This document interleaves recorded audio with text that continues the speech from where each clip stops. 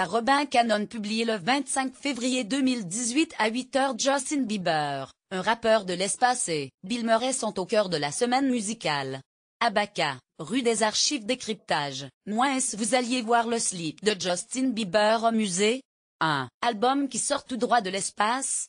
Une série télé du leader national sur lui-même? Retour sur toutes les questions qui ont agité la planète musicale, cette semaine, et bien d'autres. Quoi de neuf dans le monde de la musique cette semaine? Le triomphe de Stormzy et Dua Lipa aux Brit Awards, le décès de Didier, le coup ou la ruine annoncée de Gibson, mais pas seulement. Si vous avez passé ces derniers jours loin dans un abri troglodyte, Le Figaro vous propose de rattraper l'essentiel de l'actualité musicale avec, en prime, les sons qu'il ne fallait surtout pas rater. Les insolites de la semaine. Si les illustrations de François Roca vous laissent indifférent, les armures japonaises vous effrayent et les autoportraits de Ki Van Dongen vous ennuient, peut-être que le slip de Justin Bieber ne vous laissera pas indifférent.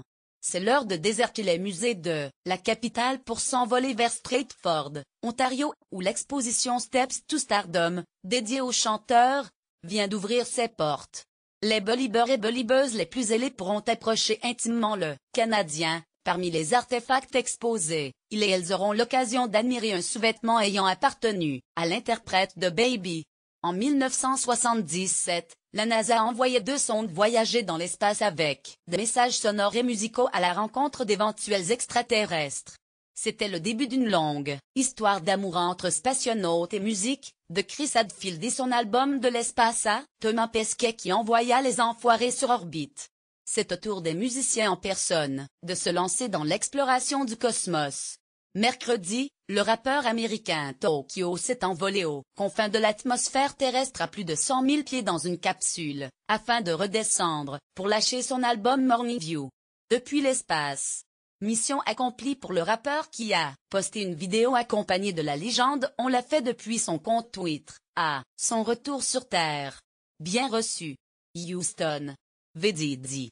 pic.twitter.com/witchg80r7v, Tokyo @Tokyo, 21 février 2018. Son nom ne vous dit peut-être rien, et pourtant, Matt Berninger va jouer dans une série télé inspirée de sa vie. Plus connu comme le leader du groupe The National que par son patronyme, Berninger a annoncé la nouvelle à la radio australienne. Il co-signera l'œuvre avec son frère, qui avait réalisé Mystic for Strangers, le touchant documentaire sur le groupe qui traitait de relations fraternelles sous le prisme de la célébrité. The National est composé de 2 fratries. Nous pensons qu'il s'agira d'une comédie, a déclaré Berninger, avant d'ajouter c'est quelque chose que nous préparons depuis un moment. Si on en sait encore très peu sur ce projet, en revanche on sait déjà qu'il ne verra pas le jour avant 2019.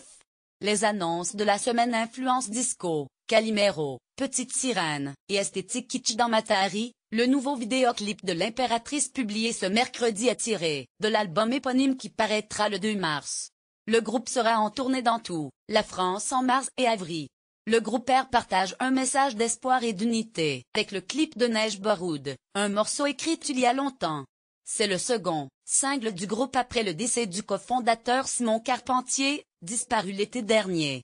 Sorti de l'album le 30 mars, le testament de Simon et du grand artiste qu'il était, pour son comparse.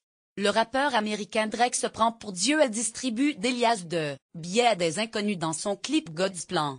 Une vidéo qui fait office d'opération marketing très coûteuse.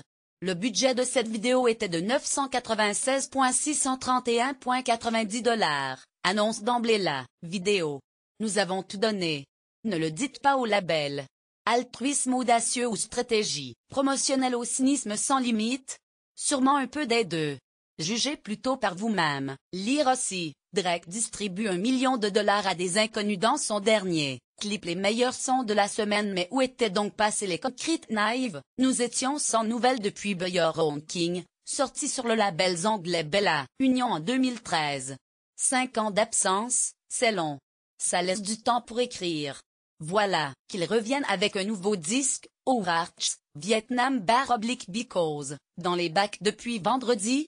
Avec ce second opus, les KNR retrouvent la pop échue des débuts tout en laissant place à quelques moments d'expérimentation délicieux.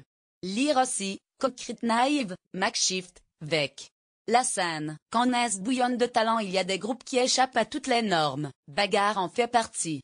La preuve avec l'excellent 12 345 Club, Sony Music, nouvelle pépite de la dance music qui oscille avec beaucoup de facilité entre chansons françaises, rap, house, punk. Attention à ne pas se fier à leur nom, car les 5 membres de Bagarre, qui s'échangent le micro au fur et à mesure que défilent les titres de l'album, sont plutôt du genre Peace and Love, and Dance.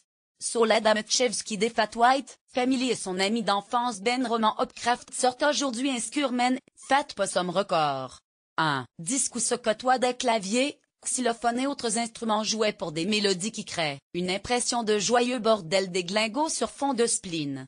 On y sent la liberté créative des groupes de la belle époque du rock, une touche de Stranglers par-ci, de Syd Barrett par-là et une blague de mauvais goût toujours pas très loin.